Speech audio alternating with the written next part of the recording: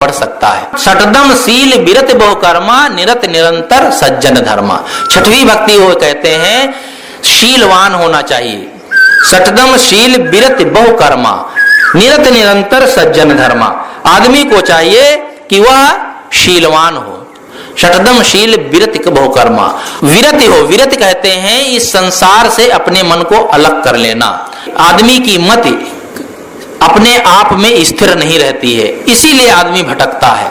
जब तक उसकी मति जो है स्थिर नहीं होगी, तन स्थिर नहीं होगा, मन स्थिर नहीं होगा, तब तक आदमी भटकता ही रहेगा। संत सम्राट कबीर साहब ने कहा है, तन थिर मन थिर बचन थिर सुरत निरत थिर होए, कहां कबीर वह पलक ही कलब बराबर होए। जब तन स्थिर हो जाए, मन स्थिर हो जाए और अपनी सूरत निरत में लीन हो जाए, यानी अपने आप में लीन हो जाए, वो पलक, वो छोटा सा समय कल्पों के समान है। शरीर की स्थिरता की भी आवश्यकता है। कितने लोग होते हैं इतने चंचल होते हैं, जब कहीं कुर्सी पर बैठेंगे तो पैर ऐसे चलाते हैं मानो सिलाई मशीन चला रहे हैं, स्थिर होकर बैठ नहीं सकते हैं। जमीन पर बैठेंगे तो कुछ कुरुदते रहेंगे, नाखून से तोड़ते रहेंगे, नाखून काटते रहेंगे, घास के तिनके तोड़ते रहेंगे या कुछ ना कुछ करते रहते हैं। कहीं कुछ नहीं पाएंगे तो अपने तलवे को हाथ से रगड़ते रहते हैं, यानी तलवे में जितना अमृत लगा है वो सब रगड़ करके अपने मुंह में पोंछ लेते हैं। ये सब बेभानी में काम होता है, पता नहीं चलता है कि हम क्या कर रहे हैं। इसलिए तन की स्थिरता भी आवश्यक है। तो तन थिर और मन थिर, मन स्थिर हो, सूरत निरत थिर होए। अपनी जो सूरत है, अपनी आत्मा, अपनी वृत्ति अपनी आत्मा में लीन हो जाए, ऐसा पलक कल्पों के समान होता है। सतवें सम मोमय जग देखे, मोते अधिक संत कर लेखे। जो आदमी संसार के प्राणियों को अपने समान समझ लेगा, परमात्म स्वरूप में समझ लेगा, तो छल कपट किससे करेगा।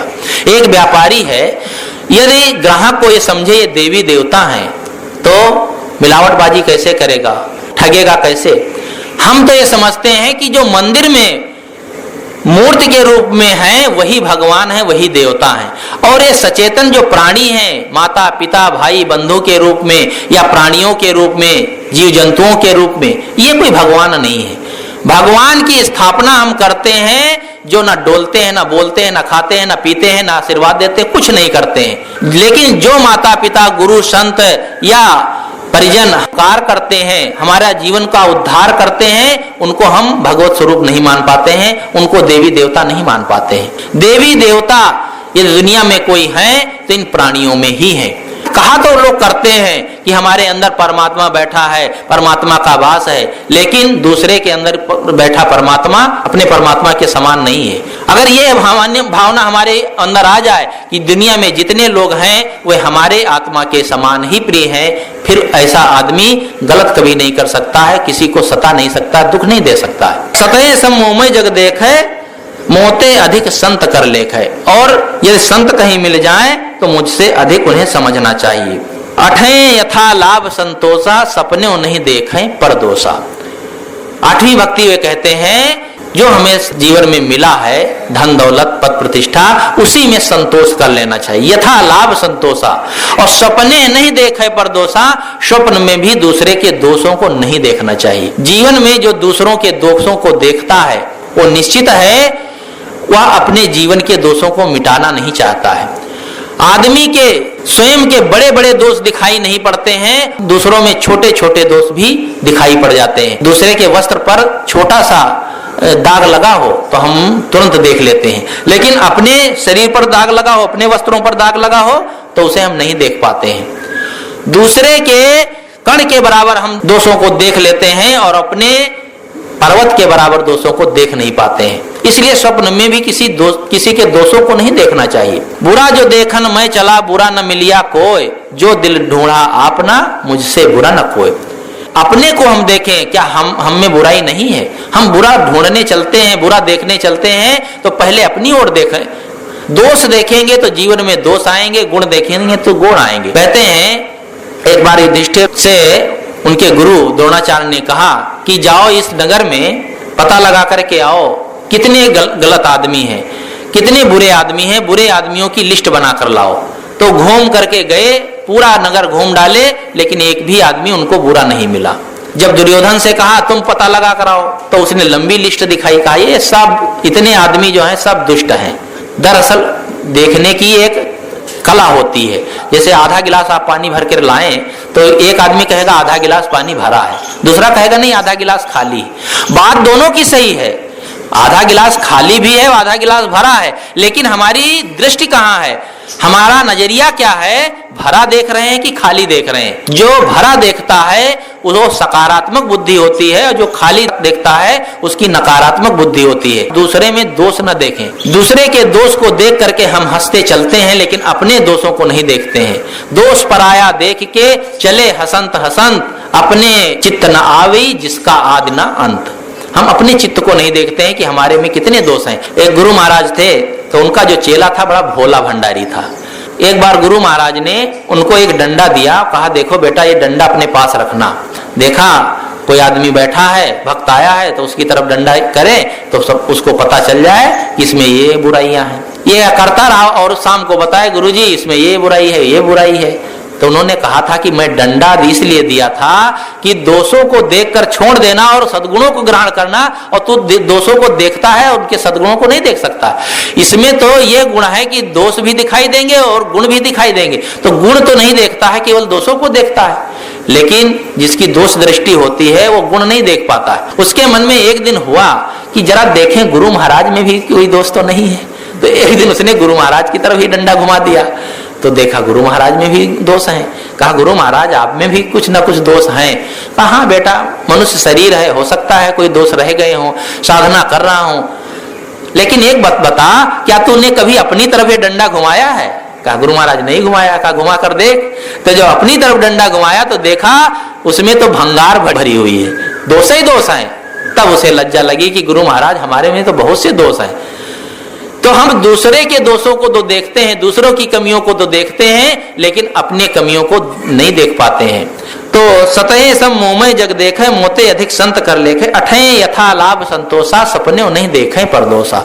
जो हमें मिले उसमें संतोष कर ले। दुनिया की चीजें मिलती हैं, छूट जाती हैं, ये चीजें सदा स्थिर रहने वाली नहीं है।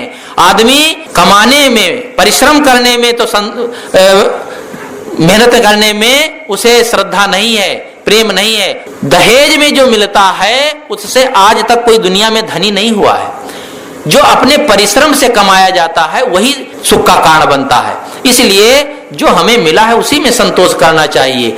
इसलिए यथा लाभ संतोषा, अपनी कमाई पर ही संतोष करना चाहिए, बहुत इच्छा नहीं करना चाहिए। एक सेठ जी थे, उनकी जो पत्नी सेठानी थी बहुत तृष्णालु थी। वे कहा करती थी देखो मेरा लड़का पढ़ करके विदेश से आया है, उसकी जब शादी मैं करूंगी तो ऐसे घर में करूंगी जहां से बहुत दहेज आए। सेठ कहते थे कि देखो दहेज की जरूरत ही नहीं, हमारे पास ऐसे लाखों करोड़ों रुपए हैं, पैसे की कमी नहीं है। मैं तो उस घर से शादी करूंगा जिस घर से सुशील लड़की मिले, सुंदर स्वभाव वाली लड़की मिले, उस लड़की से अपने लड़के की शादी करूंगा। दोनों में तालमेल नहीं बैठे। सेठानी कहती थी जहां से दहेज अधिक मिलेगा वहां से शादी करूंगी, और सेठ जी कहते थे जहां से सुंदर लड़की मिलेगी अच्छे स्वभाव की उससे शादी करूंगा। दोनों में तालमेल नहीं बैठे। एक दिन लड़की वाले आए सेठ के लड़के को देखने, तो सेठ जी ने बात तय कर ली, क्योंकि उनको पता चल गया, पता लगा लिए कि वो लड़की जो है सत्संगी परिवार की है, भक्त परिवार की है, बहुत सुशील है, सज्जन है। सब बातें समझ करके उन्होंने शादी तय कर ली। सेठानी से बताया, सेठानी ने कहा नहीं, वो गरीब परिवार से मैं अपनी लड़की की शादी नहीं कर सकती। अरे उसके यहाँ से क्या दहेज मिलेगा, लड़की को लेकर क्या चाटेंगी क्या? इतना लड़के के पढ़ाई में लगाया लाखों रुपए और बस फकीर के घर से शादी कर लेंगे।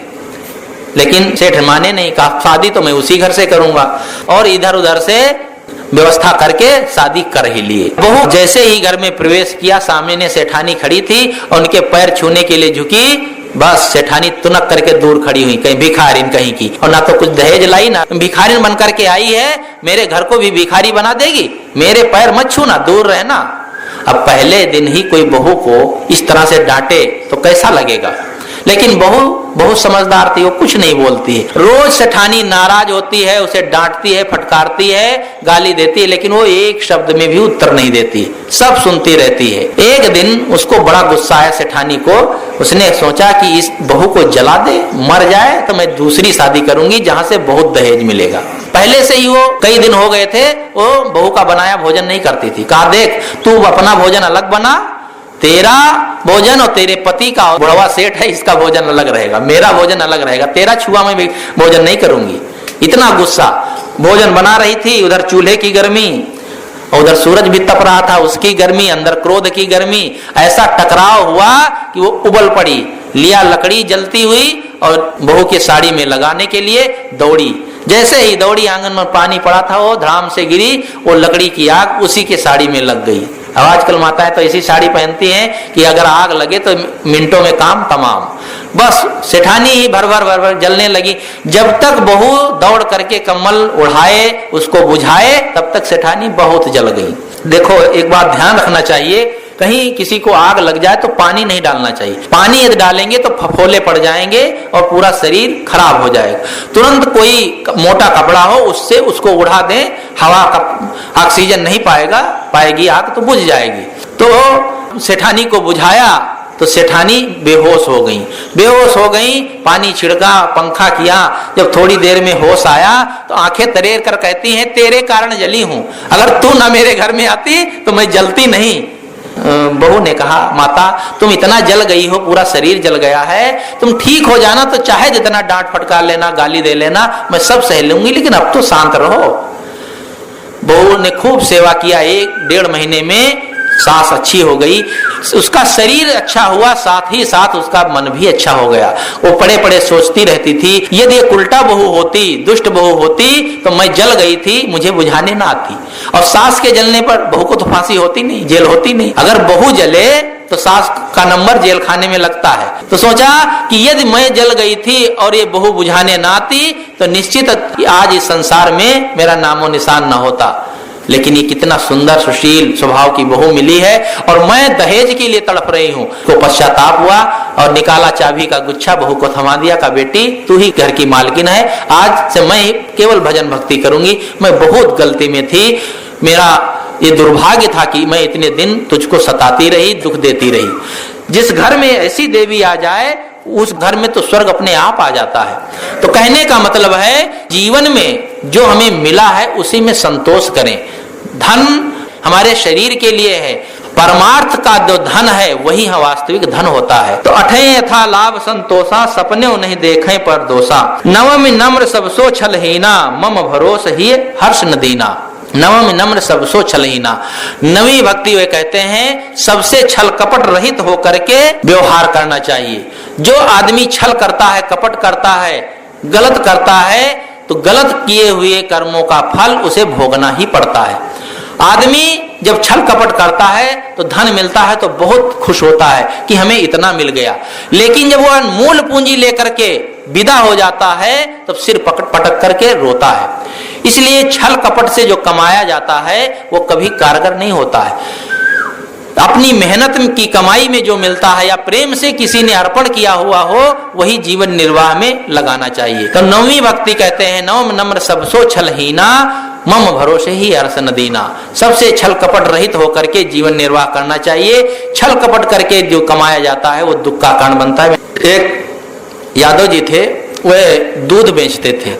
उनकी जो पत्नी थी वो बहुत असंतुष्ट रहा करती थी। मेरी आधी जिंदगी बीत गई तुम्हारे घर में रहते रहते, लेकिन आज तक तुम्हारी इतनी भी कमाई नहीं हो पाई कि मैं जेवर भी बनवा सकूं। तुम्हारे घर में तो लगता है कि मेरे माता पिता ने सिर काट करके डाल दिया है। तुम कैसे आदमी हो कि एक भी जेवर नहीं बनवा सकते हो?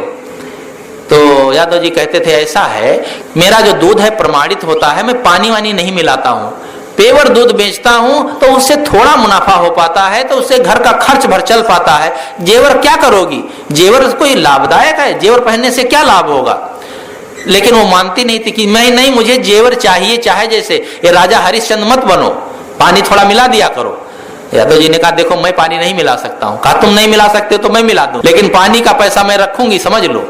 कहा, तू तेरा मन जैसा हो ऐसा कर। तो वो उसमें 5 लीटर दूध में 2 लीटर पानी रोज मिला दिया करे। तो पानी का पैसा अपने पास रखे उसकी पत्नी, और दूध का पैसा घर के खर्च में लगता था। जब ज्यादा पैसा हो गया तो एक दिन उसकी पत्नी जा करके सुनार के यहाँ से जेवर बनवा कर लाई, नाक का नथुनी जिसे कहते हैं, और वो नथुनी पहन करके गांव भर में दिखाई आई। जब तक माताएं जो पहने रहती हैं वे गांव भर में सबको दिखा नहीं देंगी और उसमें प्रशंसा नहीं पा जाएंगी, तब तक लगता है कि हमारा पहनना ही बेकार। कोई अच्छी साड़ी पहने हो, जेवर पहने हो या जो भी हो, सब पूछें कितने का लाए हो, कैसे, किसने दिया है, तब लगता है कि ये पहनना सार्थक है, नहीं तो लगता है निरर्थक गया। एक थी पढ़ाइन, तो उनको जेवर पहनने का बहुत शौक था और जब पहन कर निकलती थी तो सब पूछते थे पढ़ाई कहाँ से बनवाई, कितने की बनवाई। एक दिन उन्हें हाथ की पहुंची बनवाया और गांव भर में घूम आई, किसी ने पूछा नहीं। तो मारे गुस्सा में उन्होंने अपने घर में आग लगा दी, कोई पूछा भी नहीं कि कितने की बनवाई हुई, इतना उन्हें गुस्सा लगा। तो आग जलने लगी तो गांव वाले दौड़े बुझाने के लिए। गांव वाले बुझा रहे थे तो हाथ उठा उठा के बता रही थी, इधर बुझाओ, इधर बुझाओ, इधर बुझाओ। तो एक लड़के ने कहा, पढ़ाइन ये पहुंची कब बनवाया हो? कहा नास काटे, अगर पहले वो पूछ लिए होते तो ये मैं आग क्यों लगाता। ऐसा होता है कि कोई पूछे कितने के लाए हो। तो एक दिन पर्व का दिन था, नहाने गई नदी में, तो नदी में जैसे ही उन्होंने डुबकी लगाई तो नदी में एक बड़ी मछली थी, उसने देखा कोई चीज चमक रही है तो उसने समझा कुछ खाने की चीज है, तो लपक करके उस जेवर को जोर से नथनी को पकड़ लिया और जैसे ही पकड़ा तो झटके में जेवर तो उसके मुंह में चला गया और उनकी नाक भी फट गई, कट गई। अब वो चिल्लाती हुई बाहर निकली तो सखियों ने पूछा क्यों चिल्ला रही हो? का चिल्ला क्या रही है, बड़ी मुश्किल से दूध में पानी मिला मिला करके तो ये जेवर बनवाया और वो भी मछली नाक सहित वट उड़ा ले गई। जेवर तो चला ही गया, नाक भी कट गई, अब दोबारा बनवाए तो पहनूंगी कहाँ? तो सखियों ने कहा इसमें रोने की क्या बात है, अरे पानी का धन पानी में और नाक गई बेईमानी में। पानी का जो पैसा था वो पानी में चला गया और तुमने बेईमानी करके धन इकट्ठा किया तो बेईमानी में नाक चली गई। ये होता है आदमी के असंतुष्टि का फल। तो मैं कह रहा था कि नव नम्र सब सो छलहीना मम भरोस ही हर्ष न दीना। श्री राम कहते हैं छल कपट रहित होकर के जीवन जीना चाहिए और मेरे भरोसे यानी सद्गुरु संतों के ज्ञान के भरोसे जीवन जो जीता है वही इस संसार सागर से पार हो सकता है। सेवरी को समझाते हुए श्री राम ये बात कहते हैं और अंत में कहते हैं कि नौमा जिनके एको होई नारी पुरुष सचराचर कोई सो अतिशय प्रिय भामिन मोरे सकल प्रकार भक्ति दृढ़ तोरे। इन 9 भक्तियों में से एक भक्ति जो भी धारण कर लेता है वो मुझे बहुत प्रिय लगता है, लेकिन सेवरी तेरे में तो ये सब भक्तियां विराजमान है इसलिए तू मुझे बहुत प्रिय है। जीवन में हम भक्ति के मार्ग पर चलें, भक्ति के मार्ग पर चलकर ही हमारा कल्याण हो सकता है। मैंने आप लोगों के समक्ष आज नवधा भक्ति का प्रसंग रखा संक्षेप में। वैसे तो नवधा भक्ति 9 दिन तक कही जाए तो भी कम पड़ जाएगी। रामायण में चाहे मानस हो चाहे कोई भी रामायण हो, वाल्मीकि रामायण हो, सब में ज्ञान का भंडार भरा हुआ है। हम उसमें से यदि ज्ञान अर्जन करना चाहें तो एक एक शब्द में ज्ञान भरा हुआ है, हम उसे लेकर के अपने जीवन को कृतार्थ कर सकते हैं, सफल कर सकते हैं। आज का सत्संग यहीं पर समाप्त किया जाता है। बोलिए सद्गुरुदेव की जय।